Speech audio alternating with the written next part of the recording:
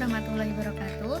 Jadi kami dari kelompok 9 akan mempresentasikan hasil diskusi kami yang berjudul Pancasila dalam Ketatanegaraan Republik Indonesia sebelum dan sesudah amandemen Undang-Undang Dasar 1945. Jadi di sini saya akan memperkenalkan diri saya.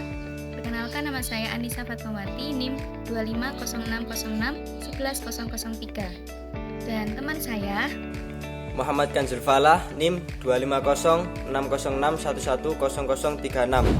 Jadi di sini saya akan membahas rumusan masalah yang pertama dan kedua. Menuju rumusan masalah yang pertama, yaitu bagaimana kedudukan Pancasila dalam sistem ketatanegaraan Republik Indonesia. Pancasila merupakan dasar negara sekaligus sumber dari segala sumber hukum dalam sistem ketatanegaraan Indonesia. Seluruh perundang-undangan dan penyelenggaraan pemerintahan harus berdasarkan nilai-nilai Pancasila dan tidak boleh bertentangan dengannya. Kedudukan Pancasila yang tertuang dalam pembukaan Undang-Undang Dasar 1945 menjadikannya sebagai dasar yang tetap dan tidak dapat diubah, dan Pancasila menjadi landasan utama dalam mengatur kehidupan bernegara. Selain sebagai sumber hukum, Pancasila juga menjadi pedoman dalam menjalankan pemerintahan dan kehidupan bermasyarakat. Nilai-nilai seperti demokrasi, keadilan, dan persatuan menjadi acuan dalam pelaksanaan kekuasaan negara. Namun, dalam penerapannya masih menghadapi berbagai tantangan dalam praktiknya. Diperlukan kerjasama seluruh elemen masyarakat agar nilai-nilai Pancasila dapat diwujudkan secara nyata. Lalu, rumusan masalah yang kedua yaitu bagaimana penerapan Pancasila dalam ketatanegaraan sebelum amandemen Undang-Undang Dasar 1945. Jadi, sebelum amandemen Undang-Undang Dasar 1945, Pancasila telah menjadi dasar negara dan sumber hukum dalam ketatanegaraan Indonesia. Nilai-nilainya tercantum dalam pembukaan Undang-Undang Dasar 1945. Namun, penerapannya belum sepenuhnya sesuai dalam konsep ideal. Sistem pemerintahan saat itu menempatkan MPR sebagai lembaga tertinggi negara dengan kekuasaan yang sangat besar. Hal ini menyebabkan prinsip demokrasi lebih bersifat perwakilan dan belum mencerminkan keseimbangan kekuasaan secara optimal. Lalu pelaksanaan demokrasi Pancasila sebelum amandemen lebih mengutamakan musyawarah melalui perwakilan, sehingga partisipasi rakyat secara langsung masih terbatas. Selain itu, pengawasan terhadap kekuasaan eksekutif masih lemah, sehingga berpotensi menimbulkan penyalahgunaan kekuasaan. Sistem presidensial juga belum berjalan secara maksimal karena adanya ketergantungan pada lembaga lain. Akibatnya, nilai keadilan dan demokrasi dalam Pancasila belum sepenuhnya terwujud. Yang ketiga, bagaimana perubahan sistem ketatanegaraan setelah amandemen Undang-Undang Dasar 1945.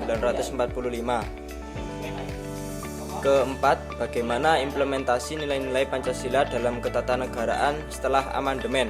Bagaimana perubahan sistem ketatanegaraan setelah amandemen Undang-Undang Dasar 1945.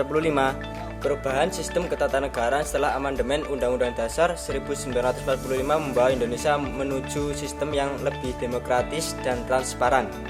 Kedaulatan rakyat diperkuat dan kekuasaan tidak lagi terpusat pada satu lembaga. Diterapkan sistem check and balance antara legislatif, eksekutif, dan yudikatif untuk mencegah penyalahgunaan kekuasaan. Hal ini membuat pemerintah menjadi lebih terbuka dan akuntabel. Selain itu, terjadi perubahan pada struktur lembaga negara di mana MPR tidak lagi menjadi lembaga tertinggi. Lembaga baru seperti Mahkamah Konstitusi dibentuk untuk memperkuat sistem hukum. Presiden dan wakil presiden kini dipilih langsung oleh rakyat sebagai bentuk demokrasi.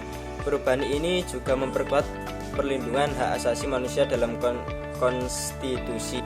Implementasi nilai-nilai Pancasila setelah amandemen Undang-Undang Dasar 1945 terlihat melalui penguatan demokrasi, negara hukum, dan perlindungan HAM.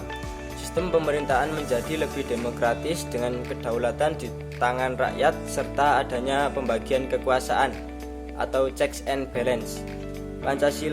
Pancasila juga tetap menjadi pedoman dalam berbagai aspek kehidupan berbangsa dan bernegara. Namun, keberhasilannya tetap bergantung pada kesadaran dan komitmen seluruh warga negara dalam mengamalkannya. Kesimpulannya yaitu Pancasila merupakan dasar negara dan sumber hukum tertinggi di Indonesia.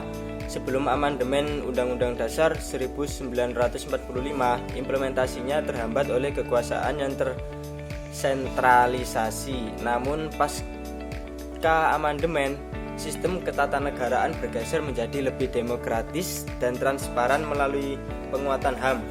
Meski kemajuan signifikan telah tercapai, tantangan utamanya kini adalah memastikan nilai-nilai Pancasila diterapkan secara konsisten dan berkelanjutan dalam praktik bernegara. Sekian, terima kasih.